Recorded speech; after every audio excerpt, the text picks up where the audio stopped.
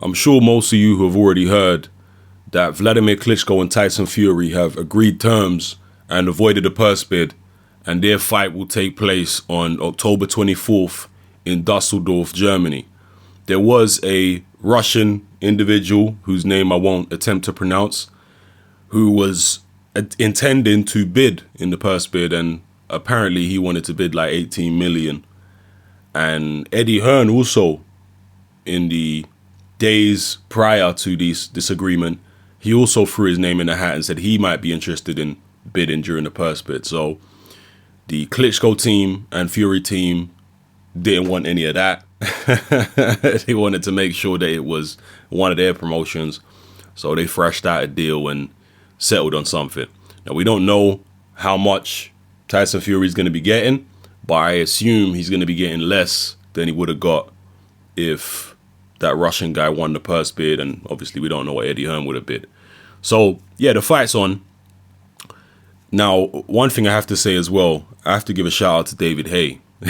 Yeah, that is sarcastic, because I think it was last week or the week before, David Haye said that he would bet a large amount of money that this fight don't go ahead.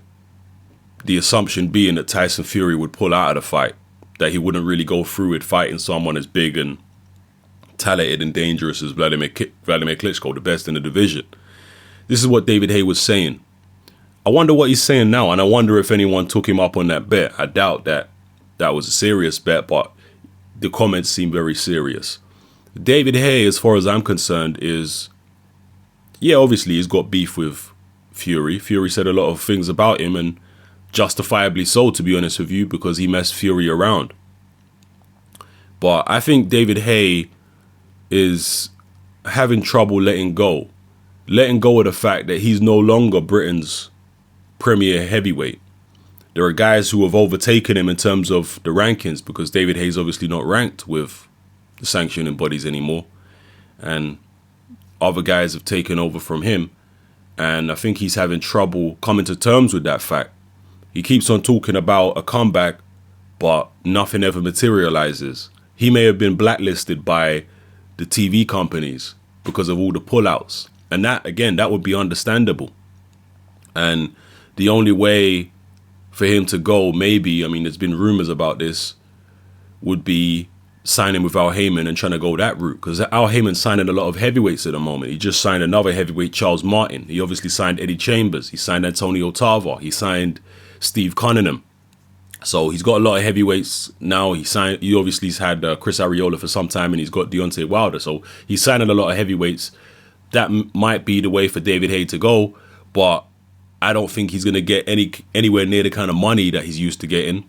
I'm not sure that David Haye would agree to the kind of contract that Al Heyman would want to put him under, because David Haye is used to being independent. He's used to doing like he did against Derek Chisora, where he did a one-fight deal with Box Nation, knocked out Derek Chisora, and sailed off into the sunset. He did the same a few years prior when he fought another one of Frank Warren's fighters, Enzo Macronelli.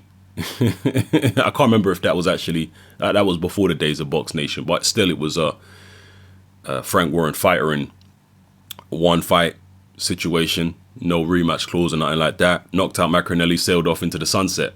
So he's used to being independent. He's not used to being tied down. And that might be the hiccup with Al Heyman.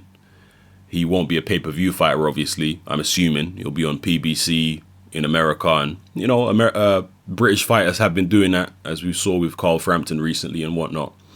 So, yeah, that's just my little 2 cents on the whole David Haye saga fiasco. But as far as Tyson Fury Klitschko, the fight was always going to happen. It was just a matter of where and when. And now we know, as I said, Dusseldorf, Germany, Saturday, October the 24th. It's a little bit further away than I would have wanted. I was hoping maybe mid-September, late September, but instead it's late October. So got quite a while to wait for that. And in fact, Deontay Wilder will be defending his world title before that. I believe Wilder's defended his title in September, I think. So, yeah. Anyway, drop your comments below. Let me know how you feel about everything I talked about in the video.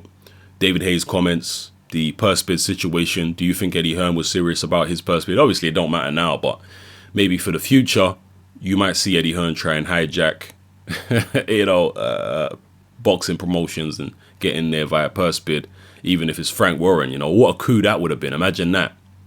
It's supposed to be Tyson Fury on Box Nation fighting for the world heavyweight title, and Eddie Hearn came in and bid and took it to Sky Sports and made it box office. Imagine what a coup that would have been. But yeah, let me know how you feel about everything I talked about in this video. It's Hatman, I'm out.